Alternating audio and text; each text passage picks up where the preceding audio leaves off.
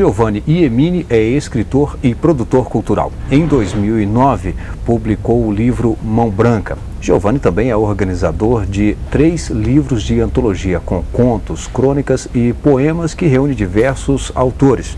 Bom, mas antes de falarmos justamente de suas obras, vamos falar de um outro projeto. E aí, Giovanni, gostaria justamente que você nos falasse sobre esse projeto que é o Bar do Escritor, que na verdade não se trata de um espaço físico, é um espaço virtual. Exato. O Bar do Escritor, ele é um grupo de literatura.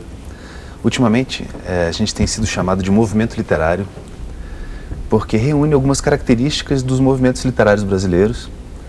E ele surgiu no Orkut, em 2005, por uma insatisfação minha em perceber que alguns colegas escritores, com essa grande ferramenta que é a internet, se irritavam ao saber das percepções que os leitores tinham das suas obras, ou seja, não aceitavam críticas. Então abri um grupo de literatura, uma comunidade no Orkut, para que a gente pudesse dialogar com esses novos escritores. E ele cresceu bastante o bar, em blogs, em antologias, e livros, e zines, publicações de vários tipos, e-books, e acabamos sendo objeto de várias matérias em televisões e jornais. E a gente começou em 2009 a publicar as antologias. Publicamos a nossa primeira Anarquia Brasileira de Letras, nossa primeira antologia, 2011 com Brand e 2012 com Terceira Dose.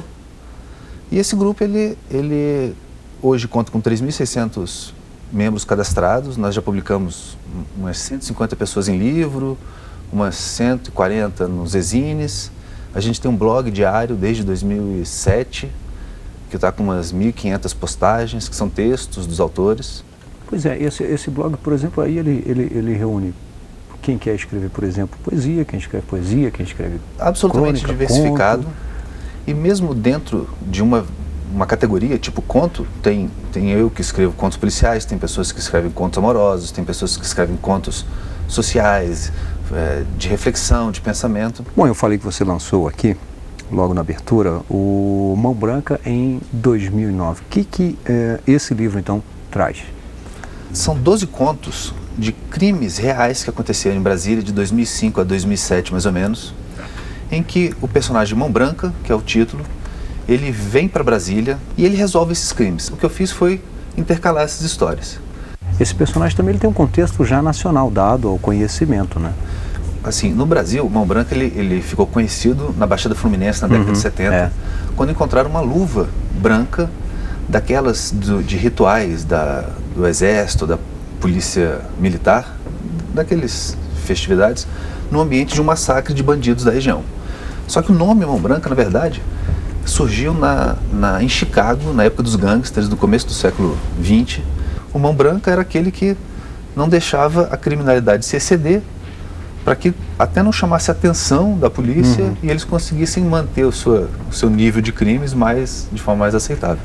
Bom, vamos agora lá para o bar, na verdade o Bar do Escritor, que é onde nós temos aqui esse primeiro, Anarquia Brasileira de Letras, né?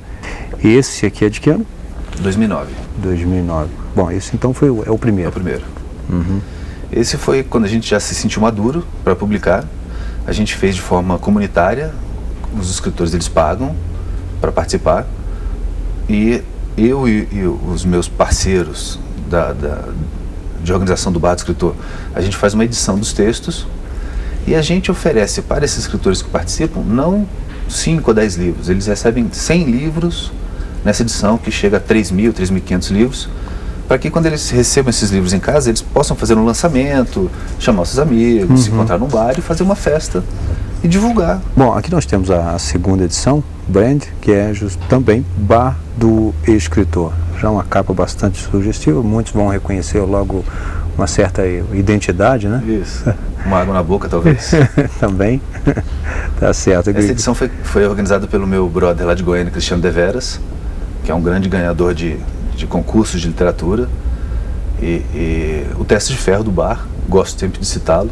Na verdade, o Bar também tem essa características da força do grupo. A gente está sempre se citando, sempre tentando ajudar aos colegas, porque a literatura no Brasil não é uma coisa fácil de ser desenvolvida. A internet, ela foi muito gratificante porque ela fez com que vários desses escritores de gaveta, né, conseguissem expor os seus textos. E a intenção do bar era essa, juntar um grupo para que a gente pudesse se fortalecer e divulgar os nossos próprios textos e a literatura nacional que a gente gosta tanto. Carregava minha sobrinha bem colada ao corpo para esquentá-la do vento no corredor do shopping. Eu a presenteara com uma varinha mágica que piscava luzinhas. Conversávamos alguma coisa, quando a cerveja do dia inteiro se manifestou e arroute. Bem na cara da menina. Antes que eu me desculpasse, ela bateu a varinha na minha cabeça, piscou as luzinhas e disse: faz com que o cheiro do Giovanni fique melhor. Tchum! Bom, vamos aqui para a terceira edição. Essa é de 2012. A terceira dose. Tem aí autores que repetem ou a ideia é não repetir? Tem algum fundamento? Não? A ideia é, somos abertos. Quem quiser participar, participa. E tem alguns que participam de todos, tipo o Pablo Treufar, um escritor carioca interessantíssimo, participa das 3 antologias, está na 4ª também. Eu, Cristiano Deveras, o Zumar, o Wilson R. São alguns que participam com frequência. A Larissa Marques, daqui de Brasília também. E é uma entidade aberta, é como um bar. Entrou, você pode pedir seu drink literário e participar com todo prazer. Bacana.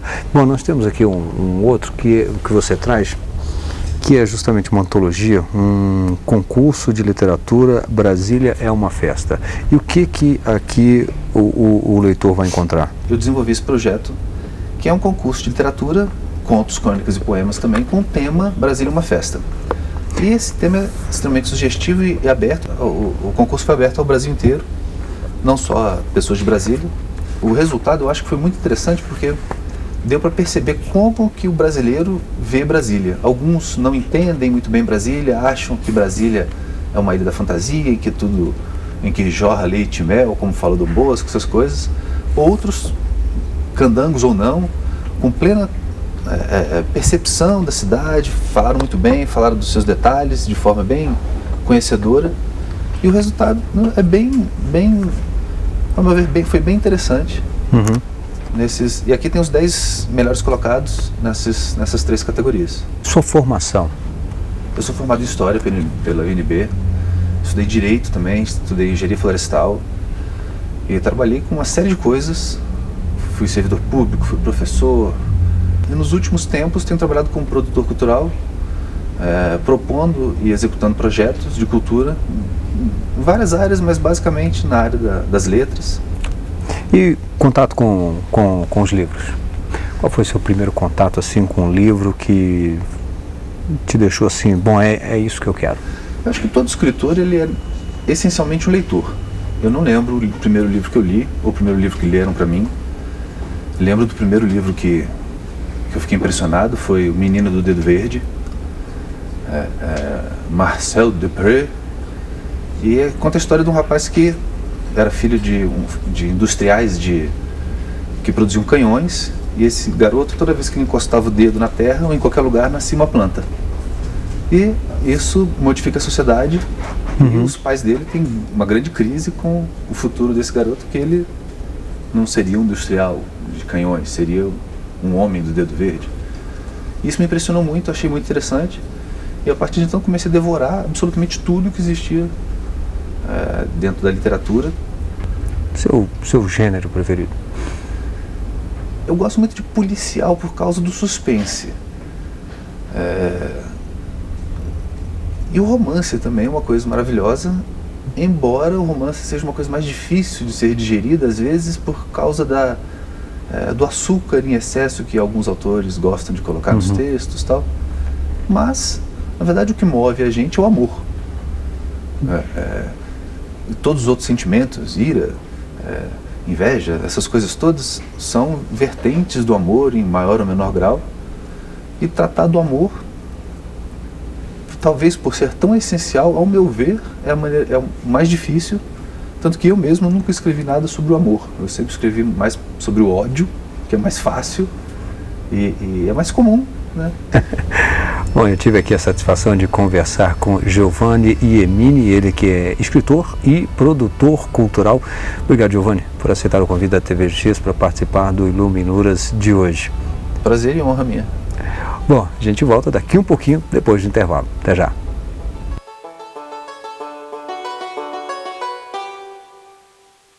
Bem, e nesse segundo bloco do Iluminuras eu tenho a satisfação de conversar com Fábio de Souza Coutinho, ele que é um apaixonado, eu posso dizer, né, Coutinho, por livros, poesia, contos, crônicas, né? Sem dúvida, sem dúvida. E quando nasce essa paixão? Essa paixão nasceu dentro de casa, tive a felicidade de nascer e crescer num lar em que as pessoas eram amantes dos livros. Meus pais eram leitores muito fortes, minhas avós também eram leitoras, enfim, a família tem tradição de amor ao livro, de amor à literatura. Meu bisavô foi um grande livreiro na Bahia, durante toda a primeira metade do século passado, a livraria dele era mais importante. Isso passou para minha avó, para o meu pai, e eu acho que para mim também. E isso desenvolveu um interesse que agora vai comigo para a vida toda, né? Não tem mais volta. Você tem um gene, então na verdade você tem duas influências, a externa e a interna de família. Sem dúvida, sem dúvida. É uma conjugação que só me favorece, só me favoreceu a vida toda, porque eu acredito que os livros são grandes amigos. Eu hoje acredito nisso piamente. Ter o privilégio de construir uma biblioteca na própria casa, como eu fiz ao longo da vida, e hoje hoje já são 7.000 volumes. Pois é, entendeu? Você é um bibliófilo, né? Não pelos 7.000 volumes.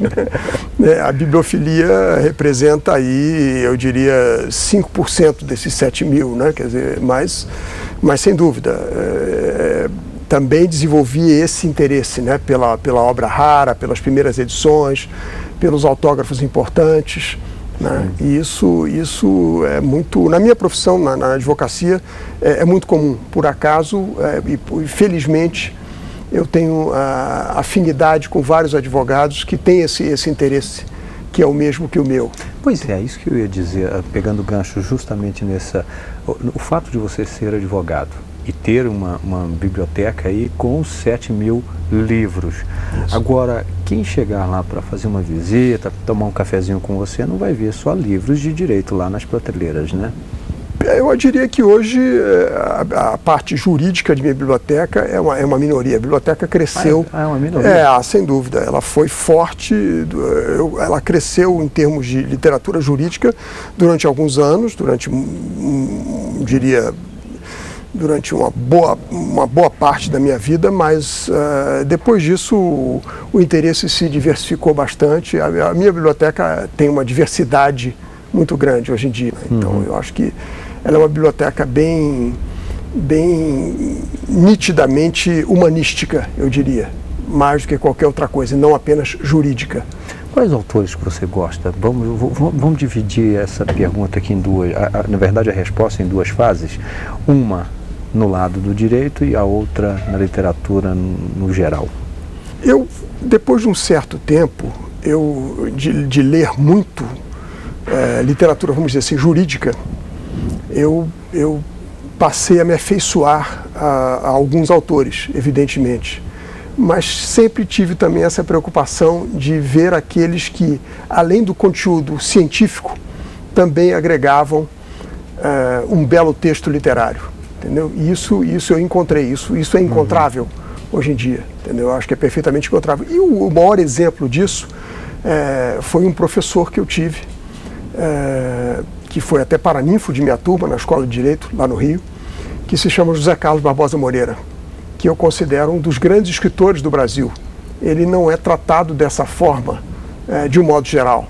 Ele é tratado como um grande jurista, inegavelmente. Isso é absolutamente consagrado. Mas ele é também um grande escritor. Ele é impressionantemente claro e ele tem o poder de síntese, ele sabe realmente passar os conceitos com uma competência literária fascinante. Então, esse autor, José Carlos Barbosa Moreira, é o que mais me encanta do ponto de vista dessa conjugação, vamos dizer assim, direito-literatura. No começo também da minha vida profissional, eu tive o privilégio de, em 1980, como conselheiro da Ordem dos Advogados, lá no Rio, de ser o responsável pela edição comemorativa dos 50 anos da Ordem dos Advogados do Brasil. E essa edição foi, nós fizemos, para comemorar esse evento importantíssimo, uma republicação da réplica de Rui Barbosa, que eu trouxe até para lhe mostrar. E eu tive a oportunidade de ser o coordenador dessa edição. Faço até a apresentação e tive que reler para fixar o texto em muitos aspectos, entendeu? Então foi um trabalho fascinante, longo, mas que redundou nesta joia que é a réplica, que é um trabalho espetacular de Rui Barbosa. Também outro desses advogados, por quem eu tenho grande admiração, por conjugarem, como eu mencionei, Barbosa Moreira, por conjugarem uma grande competência jurídica, inquestionável, não sou eu, claro. Não preciso eu acrescentar nada sobre isso, né? Mas também com uma verve literária absolutamente irretocável. Rui Barbosa foi o sucessor de Machado de Assis na presidência da Academia Brasileira de Letras. Acho que isso diz bem, isso encerra o tema, né?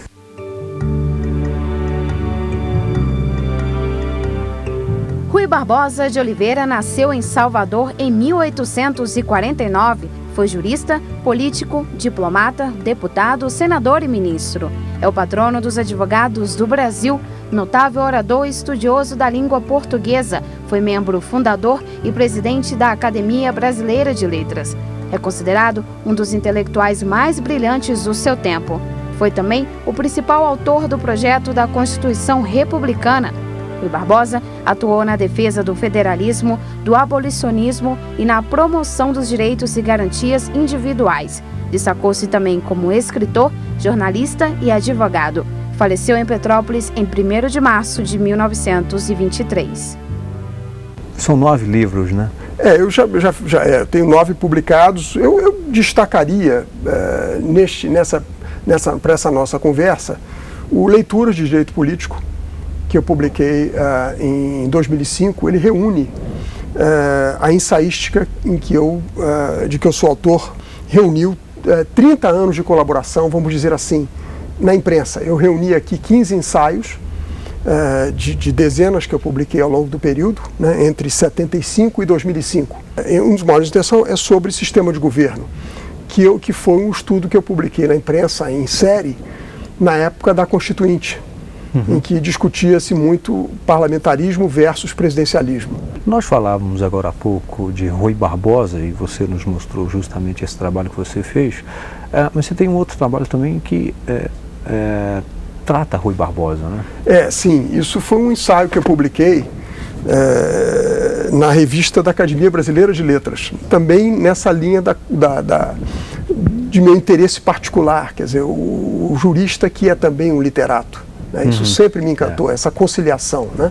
Então eu fiz uma pesquisa, uma longa pesquisa, que acabou gerando este ensaio, e em que eu tratei de vários casos, inclusive ministros do Supremo. Quer dizer, o Supremo hoje, historicamente, o Supremo teve uma presença muito grande na Academia Brasileira de Letras, né? Isso é uma coisa que é um fato histórico, né? Então, mas, claro, o maior nome de todos, desses juristas que integraram a academia, certamente é esse grande baiano que ilustra o próprio ensaio, né? Rui Barbosa.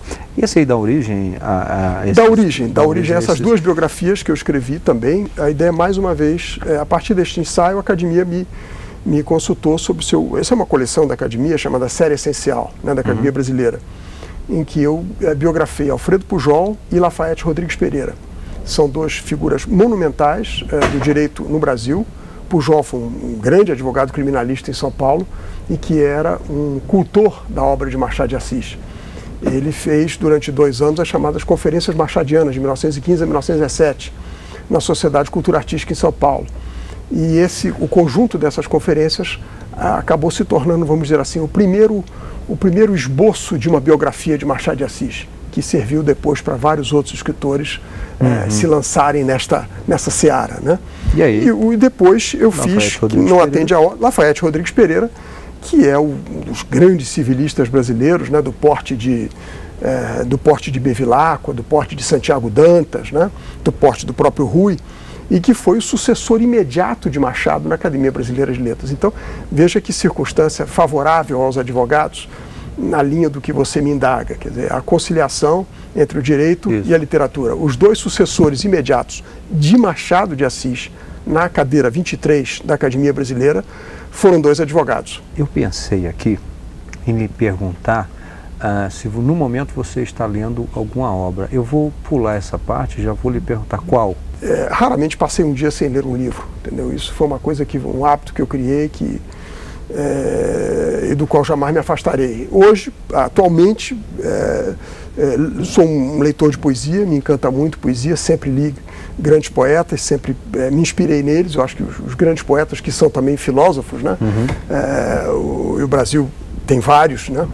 Mas atualmente, por acaso, até para você ver, estou lendo um poeta que é também magistrado, Alberto Bresciani, que é um poeta moderno, um poeta altamente contemporâneo e que teve livro publicado há 2 anos, em completo movimento, e agora me privilegiou com uma leitura adiantada do Margem de Erro, que é o livro que ele deve lançar daqui a alguns meses, entendeu? Então estou lendo poesia. Bem, eu tive aqui a satisfação de conversar com o advogado Fábio de Souza Coutinho. Coutinho, mais uma vez, muito obrigado por aceitar o nosso convite para participar do Iluminuras de hoje, né? E espero que você continue com o seu trabalho brilhante. Muito obrigado. E que possa, inclusive, vir mais vezes.